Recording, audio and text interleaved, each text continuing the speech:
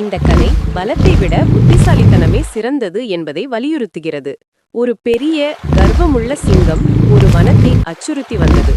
ஒவ்வொரு நாளும் ஒரு பலியை தனக்கு அனுப்ப வேண்டும் அல்லது அனைவரையும் வேட்டையாடப் போவதாக கூறியது.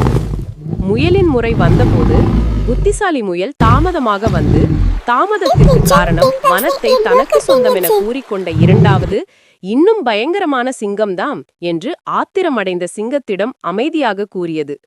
சந்தேகம் கொண்ட சிங்கம் அந்த போட்டியாளரை பார்க்க வேண்டும் என்று கோர, முயல் அதை கொண்டு போய் ஒரு பழைய ஆழமான கிணற்றருகே நிறுத்தி அந்த கிணற்றுக்குள் தான் அந்த சிங்கம் வாழ்வதாக சொன்னது.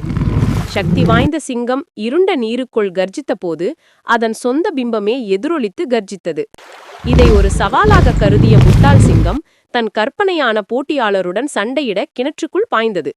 இவ்வாறு முயலின் விரைவான புத்திசாலித்தனமும் தந்திரமும் மூலம் சிங்கம் தன்னைத்தானே சிக்க வைத்துக் கொண்டு வனவிலங்குகளுக்கு விடுதலையை தேடிக் கொடுத்தது.